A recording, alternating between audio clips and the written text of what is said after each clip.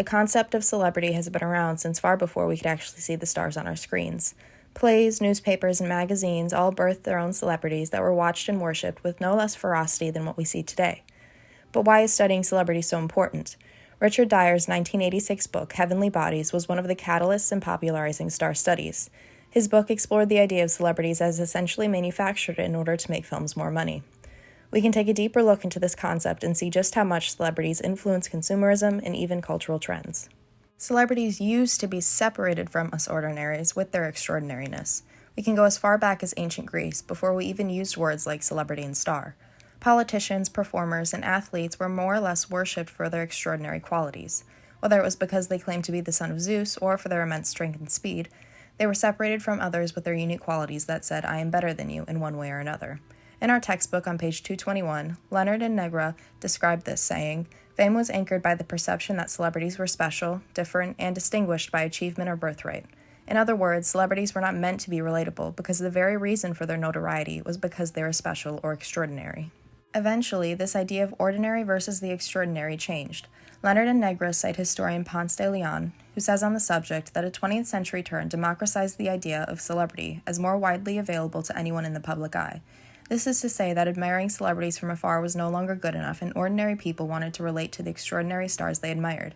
If we take a look back at old Hollywood, we can see where this concept of manufacturing a celebrity took off and why star image became so important. Marilyn Monroe is a great example to explore this idea of a star image. What comes to mind when you think of her? Blonde bombshell, sex symbol. Compare this to other actresses of the time like Audrey Hepburn, who had a girl-next-door image.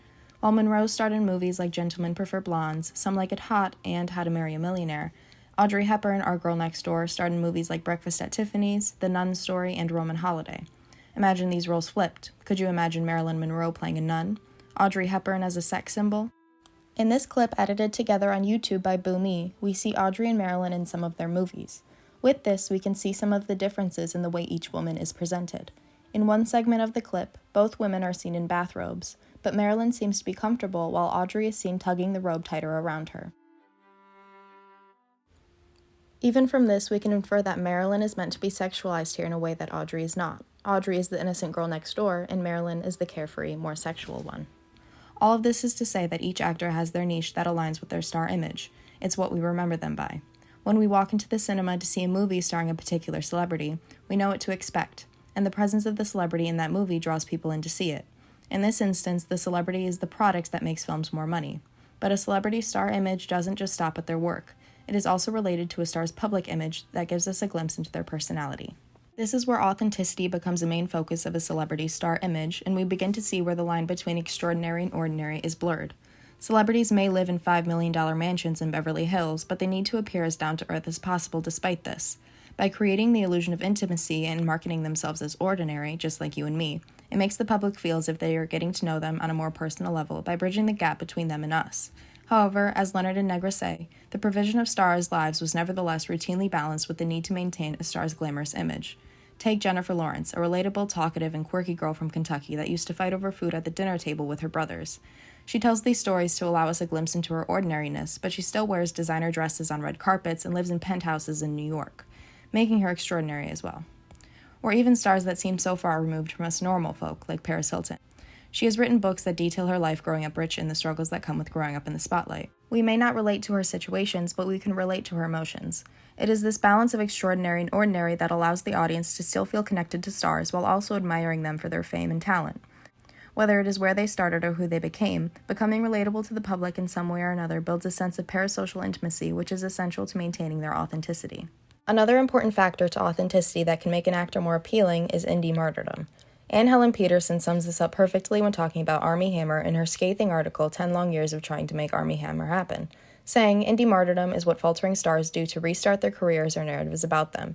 It is a way of showing that they're devoted to acting and the art, and not embarrassed to do it for minor money, without all the bells and whistles of a major studio production, because what they really care about is craft." This sentiment is not exclusive to Armie Hammer, though. Plenty of actors have martyred themselves to these artsy and low-paying projects for the sake of showing their genuine passion and proving their authenticity to an audience. This will also often happen when a star finds themselves in scandal. In order to gain respect of the public back, they martyr themselves to an indie movie. People respect passion. An actor who made nearly $1 million in a DC movie suddenly taking roles in films with budgets less than that is certainly one way to show it. This sudden passion makes them more respectable and reignites an audience desire to admire them. When you are desirable to the public, you can get brand deals, create businesses, get more jobs, and influence the culture by creating trends. In essence, if you can get people to like you, you can also get people to like the product you are selling, whatever that may be. This same notion of marketing yourself as a product can be applied to micro-celebrities, although as the name suggests, this takes place on a much smaller scale. Page 225 of our textbook describes micro-celebrities as famous to a niche group of people, but it is also about behavior, the presentations of oneself as a celebrity regardless of who is paying attention. This can be a TikToker that shows you how to make keto meals, or a YouTuber that recommends and reviews books. These micro-celebrities operate under the same assumption as A-listers, creating their own versions of a star image to sell products and influence trends within their niches. As you can see, star studies and celebrities themselves are a lot more relevant to our everyday lives than we usually care to think. By studying these trends in celebrities, we can see how they influence the media we consume, the things we buy, and even the way we think about said media and products.